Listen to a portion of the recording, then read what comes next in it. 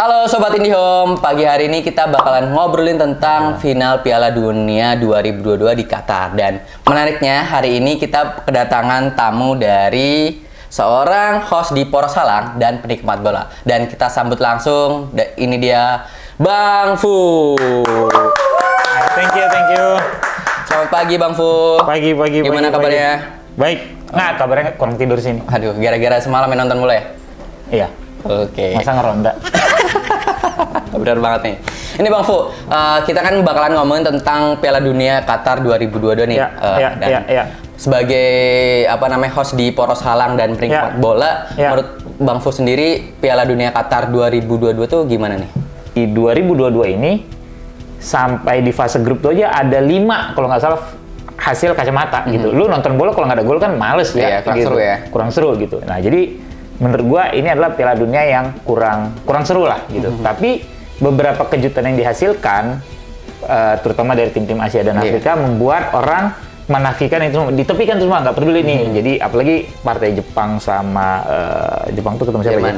Jepang Jerman, kemudian Korea ketemu sama Ghana gitu. Itu kan seru banget gitu. Plus Maroko yang bisa ngalahin Belgia gitu. Kita nggak usah cerita tentang Arab Saudi yang ngalahin Argentina karena di setiap edisi Piala Dunia selalu ada kejutan yang terjadi. Dan Argentina sendiri kalau menurut gue tidak tabu untuk kalah di partai perdana. 90 di Itali pada saat mereka menjadi juara bertahan di Meksiko 86. Di partai perdana mereka juga kalah 2-1. Itu bahkan Argentina dengan Maradona.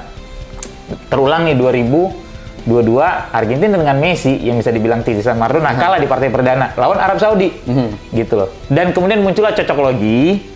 Argentina apabila kalah di partai awal biasanya sampai ke final. Sampai ke final nih ceritanya ya, juara enggak.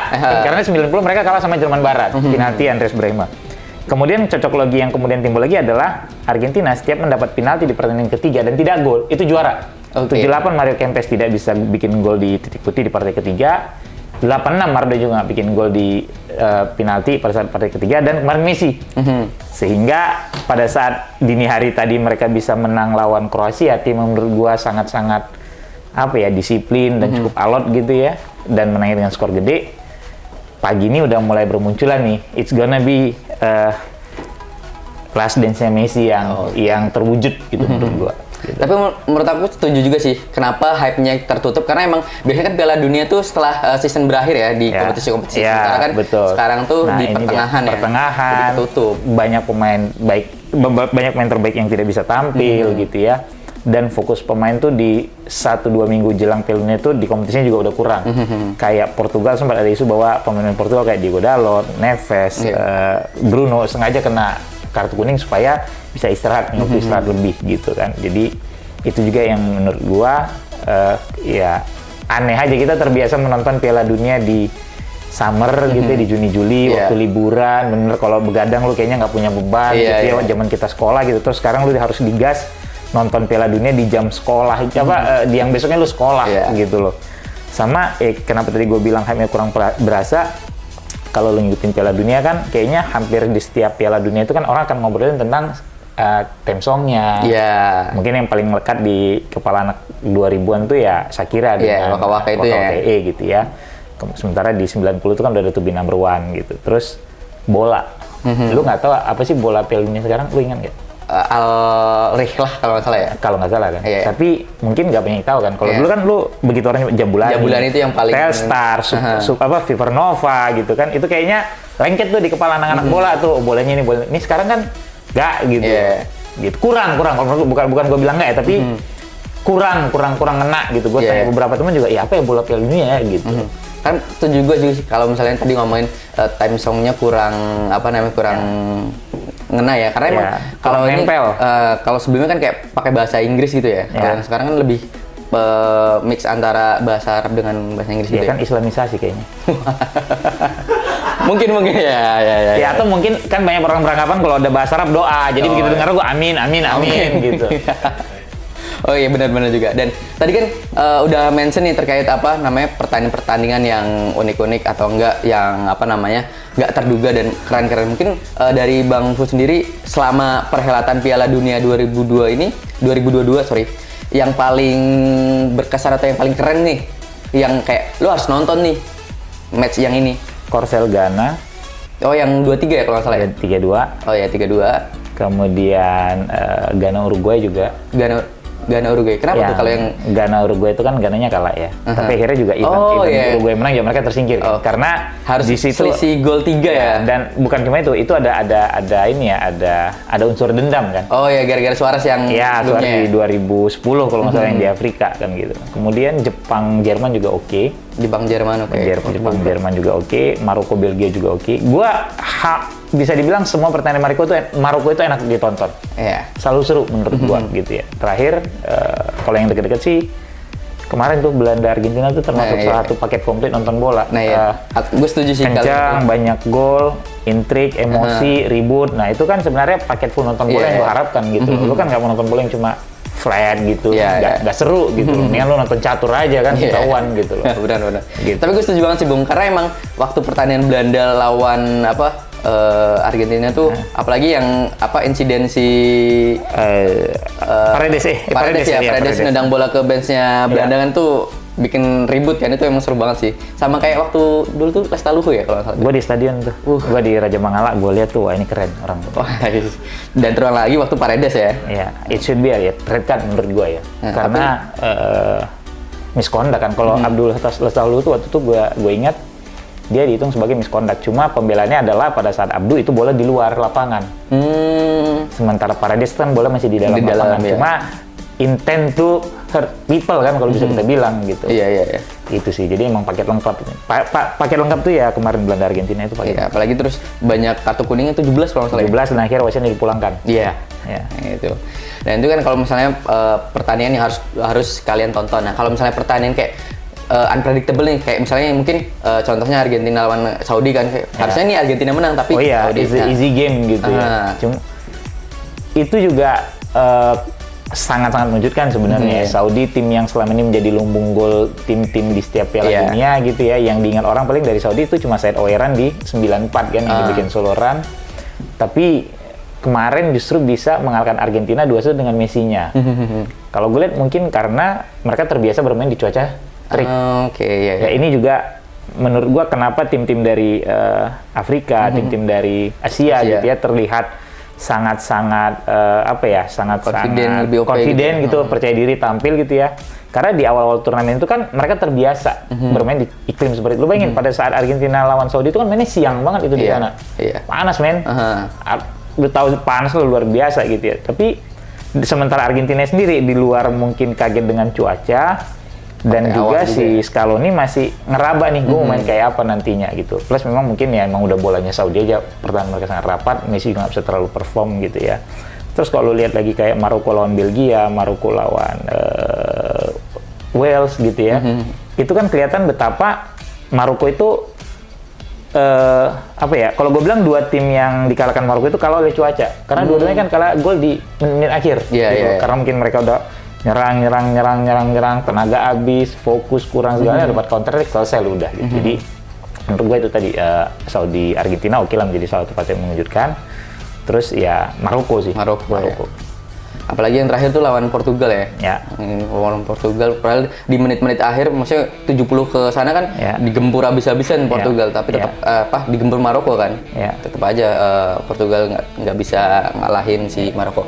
Dan kemudian mungkin kalau tadi kan udah sempet tuh cocokologi tentang Argentina yang bakalan juara. Mungkin ada nggak sih cocokologi yang lainnya yang dari Bang Fu yang kayaknya ada nih cocokologi yang lain nih? Mungkin kalau yang sempet rame beredar di sosial media tuh yang ini kan, pemain Chelsea dengan nomor punggungnya, tahu nggak?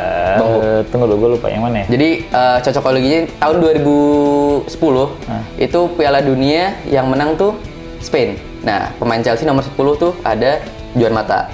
Juan Mata, Spanyol, oke. 2014 yang pakai nomor 14 tuh Surle dari Andre Surle, Chelsea, yang dari juara Jerman. Nah, juaranya Jerman. 2018 ada lagi nih pemain Chelsea nomor 18 yang juara Perancis, nomor 18 yang megang Giroud dari Perancis. Giroud Perancis 18, iya walaupun di 2018 kan dia dibilang pemain gak ada guna, nggak punya kontribusi, jangankan gol, not even single shot on target juga dia nggak bikin. Cuma di 2022 just like dia rejuvenation aja gitu, benar-benar diandalkan sama ini. Kalau sekarang 2022 tuh ada lagi pemain Chelsea nomor 22 siapa? Ziyech. Jadi cocokologinya mengarah ke Maroko gitu. Jadi Ziyech sih cukup perform sih. Jadi cocokologi sampai detik ini masih bisa terrealisasikan ya? Karena kalau lu cerita cocokologi, Argentina tadi itu masih kita tunggu sampai final yang kita gue bilang. Kemudian top skor Euro bisa menjadi juara Piala Dunia. Oke. Mulai dari pada saat Miroslav Klose top skor 2000 dia 2012 Euro, dia juara 2014. Kemudian mundur 2010 itu yang juara kan si Spain yang top skornya itu David Villa kalau nggak salah dua di Euro gitu ya. 10, 14, 18 juga yang juara Perancis top skornya itu si Giroud kalau nggak salah di Euronya gitu, gue lupa gitu ya. Nah, jadi 2022 nih? Nah 2022 kan sebenarnya top skornya top skor Euro kemarin kan Ronaldo. Cuma dapat tas sendiri gitu loh. Tuh, itu sih. Jadi kalau gua sih nggak pernah don't buy that stuff gitu ya terkait cocokologi gitu kan. Kalau kecuali mungkin lo musrik kali ya. Tapi kadang cocokologi Ya buat seru-seruan ya, ya itu gitu juga cocokologi terus kayak prediksi itu kayak apa ya, bumbu-bumbu lah ya, biar karena seru aja turnamen. sepak bola itu tidak bisa dilepaskan dari superstitious gitu loh. Ya, ada pemain yang kalau masuk ke lapangan langkahnya kaki kiri dulu, ada yang pemain tuh percaya dia pakai sepatu yang sama, nggak gantian kayak Toni Kroos gitu. Ada pemain yang percaya pakai iketan di lutut segala macam. Ya, sepak bola lekat dengan itulah gitu. Jadi sah-sah aja kalau orang mau bikin cocokologi gitu. Iya, benar. Tapi kalau memang kejadian nih terkait pemain Chelsea gitu ya, I will be very happy kalau misalnya Maroko yang juara. Wis. Jadi pertanyaan nih, kenapa berharap Maroko? Satu, ini sangat tidak objektif. Gue nggak pernah suka Argentina. Oke. Jadi biar tahu nih, mungkin teman-teman di sini biar tahu nih alasannya kenapa nggak suka Argentina. Gue nonton Piala Dunia tahun 86. Oke. Umur gue 8 tahun. Gue nonton sama bokap gue. Kejadian Maradona bikin gol ke gawang Peter Shilton pakai tangan. Itu gue bilang, itu nggak boleh gol, itu curang. Kata bokap gue gitu. So, gue ngerasa ini tim dizolimi jadinya. Dan detik itu juga gue suka sama Inggris. Oke. Gitu loh. Jadi gua selalu punya atensi tersendiri terhadap orang-orang yang dizolimi. Gue suka kayak gitu. Gue nggak suka aja kalau misalnya ada orang kesannya semena-mena nih gitu. Nah, detik itu gua mau Maradona sejago apapun, I don't care gitu loh. Gua nggak suka aja udah sama Argentina. Makanya pada saat 90 dia kalah sama Kamerun tuh gua sangat senang. Terus kalah pula di final tuh gua happy. 94 dia kena kasus narkoba gitu ya. Gua happy nih Argentina rusak gitu ya, dan kalah sama Nigeria juga di Olimpiade 96. Jadi pokoknya apapun kesedihan atau nestapa yang dialami Argentina, gue nari di atasnya kalau bisa. Oke. Gitu. I will be dancing gitu loh. Oke. Gitu. Tapi ya tidak menutup fakta bahwa memang Maradona is one of the greatest player ever gitu ya, juara. Gitu loh. Tapi kalau berharap Inggris sebenarnya. Oke, tapi udah harapan tinggal harapan kan. Iya. Gitu.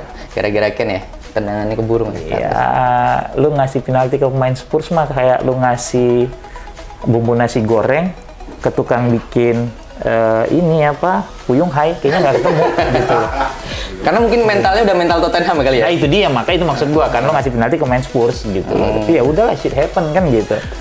Iya sih. Dan kalau misalnya tadi kan kalau melihat buat komersial kayaknya lebih cocok Prancis Argentina. Sebenarnya impian orang itu kan last dance-nya Ronaldo dan Messi. Yes. Cuma dari awal gue bilang, gue nggak mau ngeliat dua orang tua main di final gitu. Ini orang tua udah umur 37 sama 35. Apa enaknya menurut gue ya, walaupun ya itu bercandanya gue maksud. Tapi memang kan ini dua pemain yang punya nilai jual paling tinggi gitu loh. FIFA sebagai badan yang mata duitan tuh akan sangat senang ngelihat dua pemain terbaik dunia mentas di partai akhir di ujung karir mereka.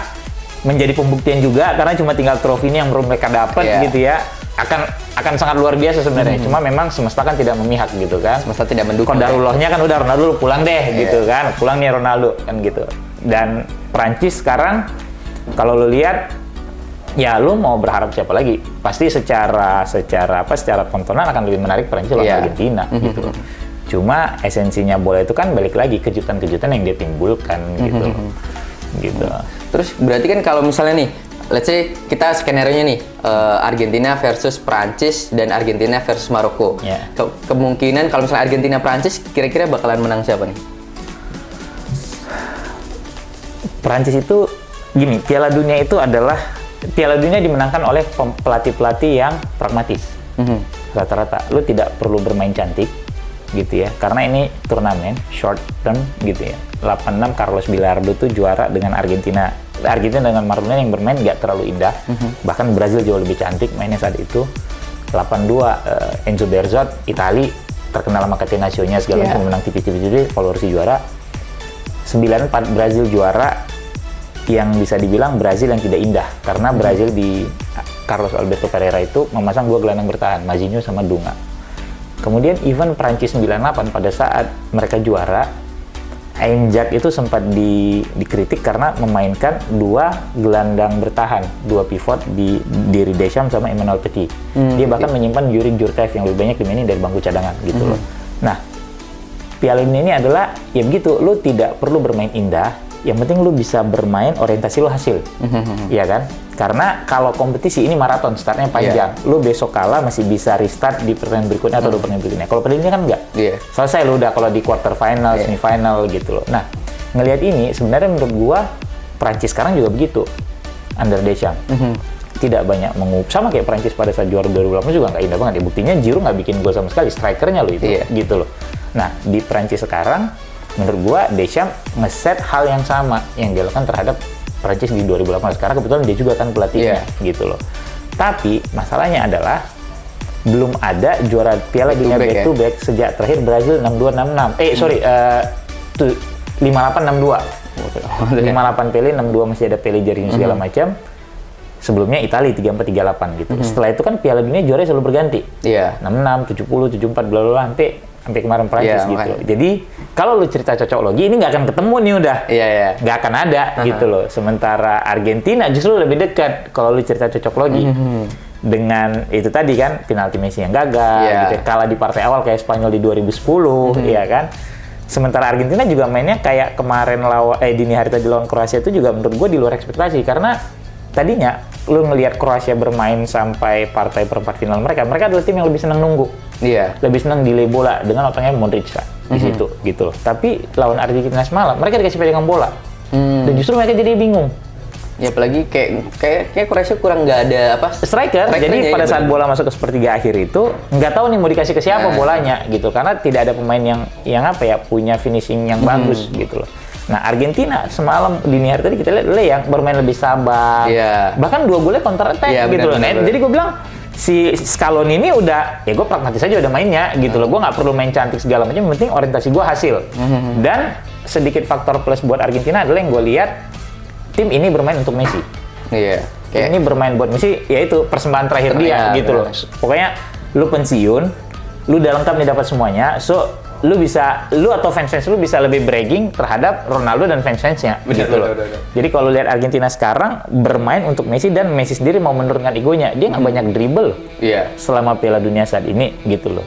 Jadi menurut gua itu 50-50 ya gitu loh antara pragmatisnya Prancis dan cerdiknya Scaloni gitu loh. Gitu. Berarti belum, kalau menurut Bang sendiri antara Prancis sama ini masih 50-50 karena secara kualitas pemain sama. Argentina punya Julian Alvarez yang bagus banget main di hari tadi. Sementara kalau lu cerita pemain muda, Prancis juga punya Mbappe ya. Plus Giroud yang sangat bagus kalau gue bilang mainnya di film ini.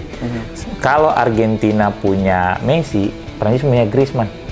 Yang kalau gue bilang selama Piala Dunia justru jadi unsung hero-nya si Prancis. Nggak kelihatan. Dia nggak bikin banyak gol, dia nggak banyak bikin assist, tapi paling nggak pergerakannya dia, umpan-umpannya dia tuh ngebuka ruang buat rekan-rekannya sehingga justru gue bilang kreator serangannya Prancis itu ya si Griezmann saat ini. Setuju banget. Apalagi waktu gue nonton tuh lawan Tunisia. Nah, Tunisia kan waktu lawan Tunisia tuh pemain Prancis dicadangin. Cuma 2, Varane sama siapa satu lagi? Ada 2 tuh. Yang bek kirinya siapa? Hernandez. Bukan. Kan yang main sih ini Tchouaméni kalau gue nggak salah ya. Tchouaméni ya. Gue lupa ya. Ada 2 kalau nggak salah. Jadi itu kelihatan banget Prancis tuh bingung mainnya. Tapi begitu ketinggalan babak kedua menit 60-an dimainin tuh Mbappe, Griezmann segala macam langsung berubah kan. Kan sempat ada golnya juga dari Griezmann kan? Menit akhir tapi dia nulir karena. Bener banget sih, gue setuju. Griezmann tuh unsung hero-nya Prancis di Piala Dunia saat ini gitu loh. Nah itu kan skenario pertama kalau misalnya Argentina versus Prancis. Kalau misalnya Argentina versus Maroko nih, kayak bakalan gimana nih bayang final ini nih? Argentina versus Maroko itu mungkin kayak lu nonton Portugal lawan Yunani di 2004. Okay. Atau kalau lu nonton Champion? Enggak, kalau gua referensinya di Piala Dunia ya. Okay. Brazil Argentina di perdelapan final 90. Gue belum lahir itu. Bohong banget loh. Serius gitu lu? ya. Jadi itu adalah pertempuran antara dua tim dengan dua pendekatan bola yang berbeda. Di 90 itu Argentina bertahan total. Even saat itu mereka punya Maradona dan juara bertahan. Digempur Brazil habis-habisan, cuma punya 2 atau 3 serangan. Salah satunya itu serangan balik yang bikin gol Claudio Caniggia. Di Yunani 2004, lu lihat gimana Yunani bermain sangat defensif, nggak perlu main canggih segala macam. Di final digempur habis-habisan sama Portugal, tapi akhirnya mereka bisa bikin gol, selesai. Nah, Maroko kalau ketemu Argentina bisa begitu. Karena tim dengan pertahanan terbaik ketemu dengan salah satu tim yang punya lini penyerangan terbaik. Maroko, Bono belum pernah dibobolin, ya sama sekali. Dia cuma absen sekali pada saat lawan Belgia karena menjelang kick off tiba-tiba ada cedera atau apa gitu, nggak digantikan. Cuma kebobolan sama pemain sendiri, Edward gitu ya, pada saat lawan Kanada kalau gua nggak salah, itu gol bunuh diri. Jadi belum ada pemain lawan yang bisa ngobol gawang Maroko. Yang menurut gua uniknya adalah sebenarnya kalau orang Bononya bagus segala macam bla bla, bisa debatable. Karena pada saat lawan Belgia dengan Kevin De Bruyne, Lukaku sih nggak mau gue hitung ya, gitu kan. Di Kevin De Bruyne lah, ada Eden Hazard segala macam bla bla bla. Kipernya bukan Bono juga nggak kebobolan nih gong Maroko. Berarti kreditnya kepada 4 pemain belakang plus si Amrabat. Amrabat emang sih. Amrabat gonna be a best player. Gue bilang sih yang so far jadi pemain terbaik di Piala Dunia 2002 ini antara Modric, Amrabat, Hakimi juga termasuk salah satunya. Atau ya mungkin Messi lah pasti kalau ngeliat nama besar gitu. Sorry, tadi mention Modric kan kenapa nih mention Modric buat kayak calon pemain terbaik? Pemain paling konsisten selama Piala Dunia 2022. Dan sangat influential di timnya gitu. Dia sangat tahu kapan gua harus ngalirin bola ke depan, kapan gua delay gitu. Benar-benar nyawanya Kroasia itu dia. Dan gua kemarin sebenarnya sampai dini hari tadi gua berharap kalau misalnya Kroasia menang, ini juga akan menjadi sejarah bahwa kalau misalnya nanti mereka juara, Modric kepilih jadi pemain terbaik, ini ngulang prestasi dia di 2018. Gitu loh. Itu sebenarnya cuma ternyata nggak kejadian kan gitu loh. Modric itu bagus banget mainnya. Menurut gue sih sangat bagus. Dan kalau misalnya nih, tadi kan ngomongin terkait pemain dari, kalau misalnya kan menurut Bang Fu sendiri, kalau misalnya nih harus bikin nih line up 11 pemain nih di selama Pildun ini, kira-kira bakalan milih siapa aja nih dari kiper sampai depannya? Gue pakai 3-4-3. 3-4-3, oke. Kipernya gue akan pakai Bono. Oke. 3 back tengahnya gue pakai si Gvardiol. Gvardiolnya ini ya? Kroasia. Tapi tadi pagi kayaknya di ini sama Messi. Iya, karena itu tadi pemain muda gitu ya, dan main sangat bagus sampai sebelum lawan Argentina. Gua rasa mungkin demam panggung juga kali ketemu Messi gitu ya, gitu. Akhirnya kejadian tuh, kebobolan 3 Kroasianya. Ya tapi ya udahlah gitu. Tapi tidak menghilangkan apresiasi ya kalau menurut gua terhadap apa yang dia udah bikin sejauh ini untuk Kroasia di Qatar 2002. Jadi gua akan pakai Gvardiol, kemudian siapa tadi? Gvardiol, Amrabat, Gvardiol, Roman Saiz. Ini harus satu tim satu gitu, nggak boleh lebih. Bebas. Oh bebas aja. Gua akan pakai si Gvardiol, Roman Saiz sama Harry Maguire. Why? Lord Harry Maguire, why? Main dia nggak jelek loh. Di Pildun? Yes. Beda sama di... Iya, klub. Ini kalau ada yang ngebully MU, gue berhenti sana. Oke. United in our heart. Gitu. Oke, itu 3-nya. Terus gelandangnya bakalan pakai DMF atau... gue pakai Sofyan Amrabat. Oke. Modric. Di kanan gue pakai Dumfries. Dumfries dapat second win tuh, sama kayak kejadian di 2014 gitu ya. Di kirinya gue pakai si Theo Hernandez, Prancis. Kemudian strikernya gue pakai si Mbappe di kiri. Kemudian Messi gue taruh jadi striker. Di kanannya gue akan taruh Hasan. Why? Ya terkait etos kerja segala macam, kayak ya ini orang deserve lah di situ gitu loh. Mungkin bakalan masukin Giroud karena kan dia apa? Pilihannya antara Mbappe atau Giroud sih sebenarnya. Oke. Ya udah kalau gitu Messi gue ganti dengan Giroud deh. Nah, kayak Mbappe, Giroud, Asano. oke, Gitu. oke. Atau Mbappe-nya gue ganti sama Jude Bellingham. Woi. Jadi main pakai 3-4-1-2. Oke, Bellingham ya. Nah mungkin kalau itu tim-tim apa namanya, tim dari Bang Fu dan itu banyak kan tadi apa pemain-pemain mudanya juga. Dan Ya. kalau menurut Bang Fu sendiri kan biasanya setelah perhelatan Pildu itu Ya. bakalan ada kayak pemain-pemain yang punya nilainya tuh Ya. bakalan naik. Nah menurut Ya. Bang Fu sendiri kira-kira Jude udah pasti harganya naik. oke. Kemudian Gvardiol udah pasti tuh harganya naik gitu. Iya, kan sempet udah ditawar sama ini ya, City atau Chelsea gitu ya? Ya kan. Kemudian menurut gue yang masih bisa naik harganya lagi Ziyech, Oh Ziyech. yang udah mulai ditepikan Chelsea di musim ini gitu ya. Bakal ke Milan ya, apa namanya, Iya, rumor-rumornya ke kayaknya Milan ya gitu. Kemudian Hakimi juga. Hakimi. Tapi Hakimi kayak juga. Hakimi, oh iya Hakimi. Hakimi main sangat bagus musim ini gitu. Jadi itu beberapa pemain yang menurut gua harganya akan naik selepas Piala Dunia. Kalau Bahkan Gakpo- Livakovic juga, Gakpo juga menurut gua salah satu striker komplit ya. Nggak cuma bisa ngasih assist tapi juga bisa ngambil bola-bola mati. Udah jarang lu ngeliat striker Iya. kayak gitu. Paling dulu tuh Batistuta atau Kane yang sekarang masih ngambil bola mati gitu loh. Iya. Tapi pada saat di klub juga Kane jarang gitu, kecuali mungkin yang in his range untuk shoot langsung gitu ya, sama kayak Batistuta. Tapi kalau Gakpo kan nggak, dia bisa ngumpan dari bola matinya gitu. Gakpo, kemudian nah masalahnya adalah di Piala Dunia ini sangat sulit lu dapat main berkualitas di bulan Januari karena rata-rata masih terikat kontrak Iya. kan? Gitu loh. Iya, jadi lu mesti nunggu nanti sampai di bulan Juni Juli. Kalau di sisa musim mereka ada cedera dan parah, Nah, selesai barang tuh, iya. gitu loh.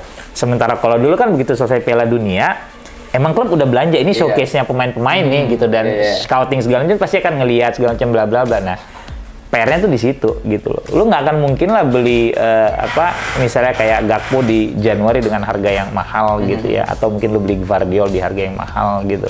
Juga sulit gitu loh. Sementara terkait kiper, gua rasa Piala Dunia selalu munculkan kiper-kiper hebat, Iya. tapi jarang yang kemudian pindah ke klub besar dengan bandrol fantastis, sedikit. Terakhir tuh kalau nggak Navas ya? Nafas doang, tapi pada saat itu kan Ochoa juga mainnya bagus Iya. banget juga gitu. Tapi Ochoa ya mainnya di situ aja, tapi Iya. pada saat Piala Dunia muncul gitu loh. Kadang dia jadi nyur, kadang dia Iya, jadi Buffon gitu ya. iya gitu loh. Itu sih kalau menurut gua. Kak, jadi terkait si Bono sama Livakovic menurut gua akan pindah, tapi mungkin nggak akan fantastis banget gitu angkanya. Karena sebenarnya kalau Bono sendiri kan sebelumnya waktu di Liga kan dia dapat penghargaan juga kan?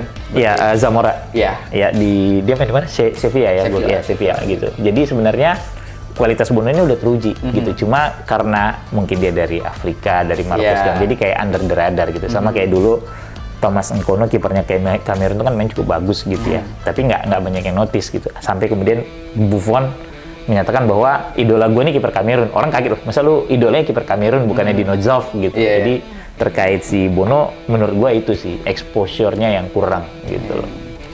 Gitu. Dan kalau misalnya selama perhelatan ini berlangsung si Piala Dunia ini, kira-kira pemain terbaik menurut lu siapa? Modric, Oke, karena menurut yang Juga. tadi ya, konsisten gitu ya. iya. Modric, Amrabat. Amrabat. Kalau Amrabat gue setuju banget sih, karena dia tuh bisa kayak apalagi terakhir tuh lawan Jadi batu karang di Iya. tengahnya Maroko. Jadi si Ohuri apa siapa Iya, sama satu lagi nomor yang 8 itu. Amalah gitu, mainnya tuh enak banget Iya. gitu loh. Pokoknya gue yang tukang bersihinnya nih gitu loh. dia berarti mainnya kalau misalnya di Eropa tuh kayak pemainnya kayak lebih ke kayak Gattuso kah atau ke siapa? Gattuso, Kane, Kane gitu ya. tukang pukul itu di lini tengah gitu. Dan dia kayak bisa naik juga ya nanti. Harganya Dia naik. main di Fiorentina ya? Fiorentina. Kemudian satu lagi yang masih bisa naik harganya adalah Sofiane Boufal. Oh, yang oke. main di Southampton kayaknya B aja. Terus sekarang main di Liga 2 Prancis kalau gue nggak salah ya gitu kan. Terus somehow dia bisa bikin ankle breaker segala Iya, macam yang gitu. kemarin tuh. Maksud gue, men ini orang yang sama kita nonton 3-4 tahun lalu di Southampton nih gitu loh. Dia masih bisa naik tuh harganya. Ini yang showcase-nya buat Maroko nih, pemain-pemain Maroko Iya, ya. iya. Jadi kan kalau meminjam istilah si Shakira bilang this time for Africa di 2014 salah. Kayaknya di 2022 itu yang kayak Oke. itu sih menurut gua. Maroko. Sampai ini berarti ya.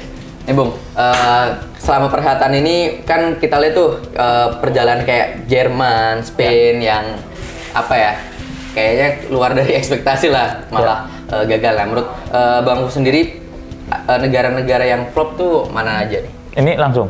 Mana aja? Oh gitu? Itu aja. Oh sorry. Menurut gua negara yang flop ya udah jelas Jerman. Tapi emang Jerman sendiri kita tahu bahwa bisa dibilang tim yang mulai kehilangan striker. Jerman ini kasusnya sama kayak Indonesia.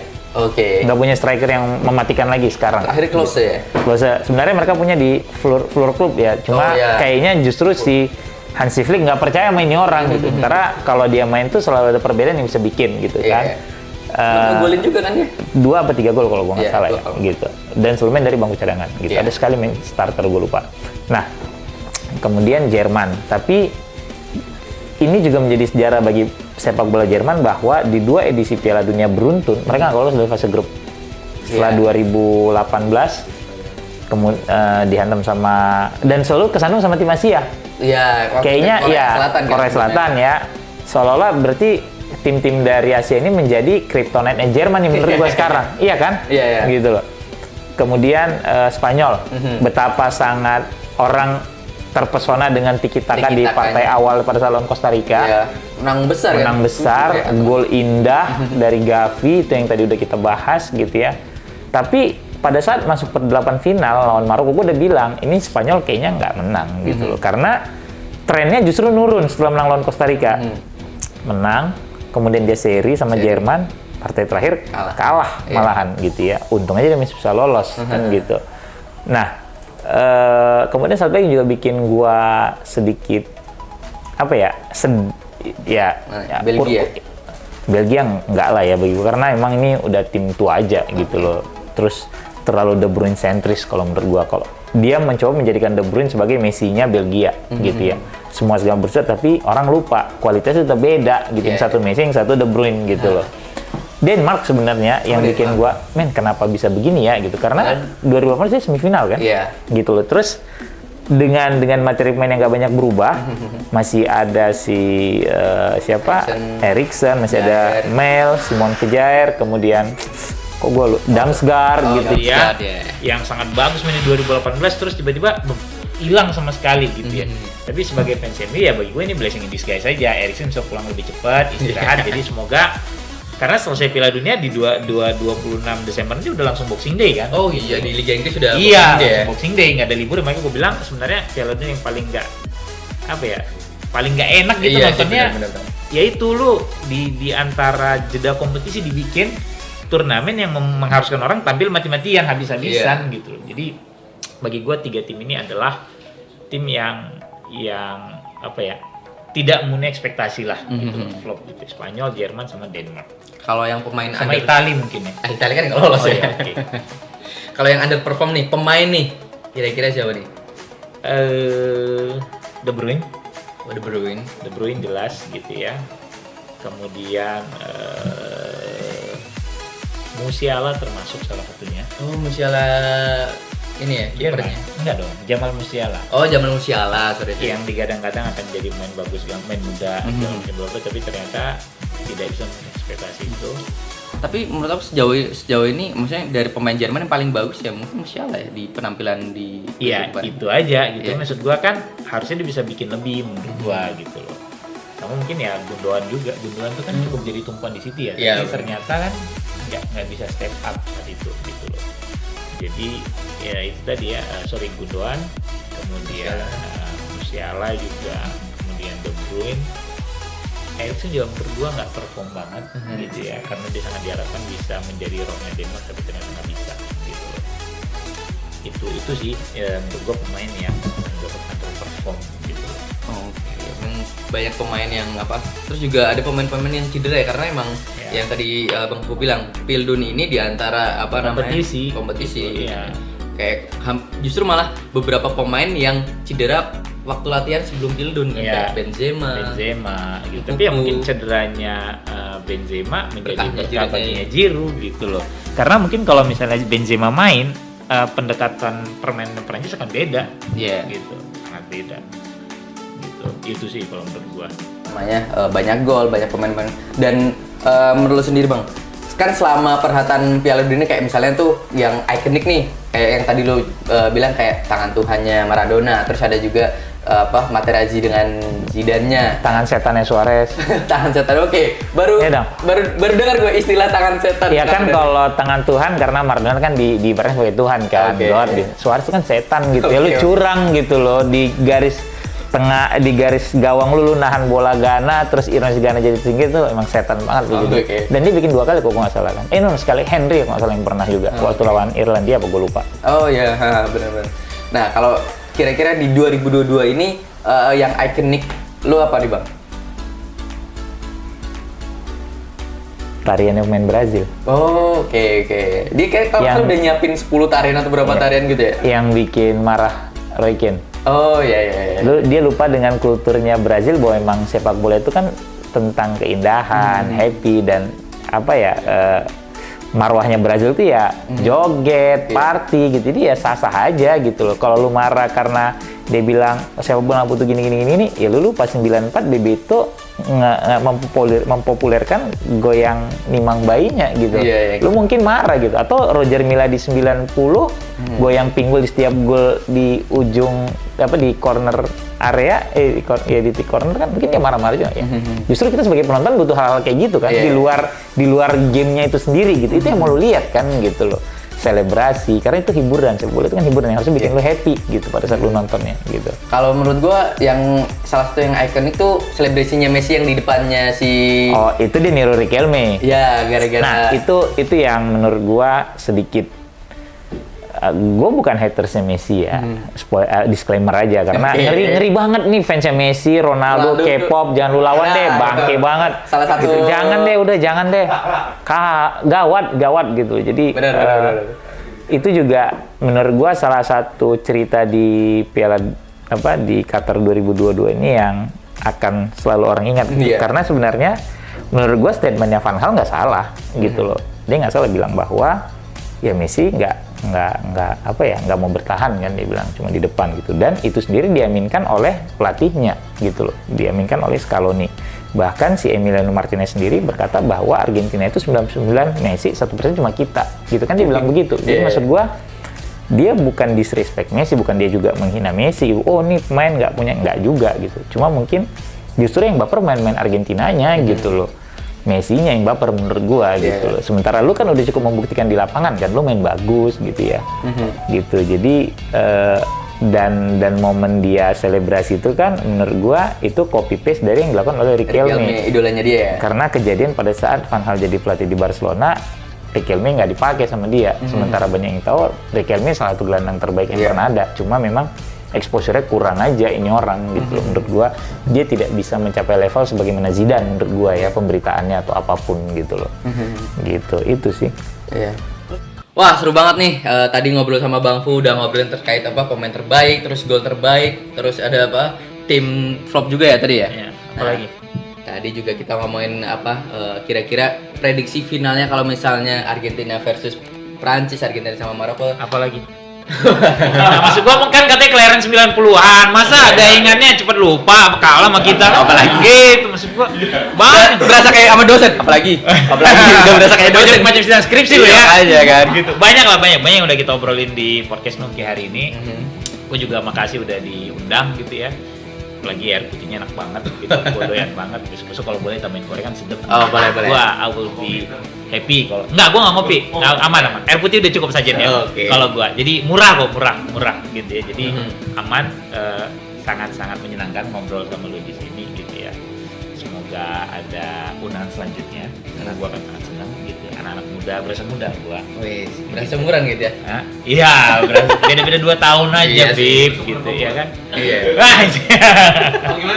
Gue yang turun ke bawah deh. Jangan kalau kesini dia ikut gue sama aja dong, gitu kan. Gitu, itu sih. Karena mungkin setuju banget, nanti mungkin kita bakalan undang lagi Bang Fu karena kita sering adain podcast terkait ada bola, ada sport yang lain dan lain sebagainya. Mungkin buat teman-teman mungkin kalau ada yang request lagi, undang lagi dong Bang Fu. Nah, teman-teman bisa banget follow Instagram dan sosial medianya kita ada di bawah ini. Misalnya ternyata seru nih ngobrol sama Bang Fu. Undang lagi dong, undang lagi. Nah, dan mungkin teman-teman di sini pengen tahu juga nih sosial medianya dari Bang Fu, mungkin bisa di-share juga. Instagram gue itu @_bangfu. Ya, kalau mau bagi fans MU sih bisa cek Porsalang. Wih, Porsalang. Atau Itu Ngadi-Ngadi FC. khusus untuk MU doang atau gimana? Ya, karena kita buzzernya Ole dulu. Oke. Gitu. Terus sekarang kita buzzernya Bruno. Gitu. Bruno Fernandes. Fernandes. Jadi atau Ronaldo no berarti. Ronaldo Hisdan. Oke. Hisdan gitu, dengan apa yang lu tabur akan lu tuai kan gitu. Kan lu selesai udah gitu. Karena wawancaranya itu ya. Ya, gitu, karena wawancara sama attitude dia yang somehow ini orang udah kayak post power syndrome. Ini jadi nambah lagi tuh kayak konten kita ya. Gitu. Oke, pokoknya seru banget kan ngobrol sama Bang Fo ini. Langsung aja follow Instagramnya kita dan jangan lupa untuk ikutin kuis-kuis yang ada di sosial medianya kita. Sampai jumpa di podcast Nongki. Thank you. See Thank you. you Bang Fu. Thank you.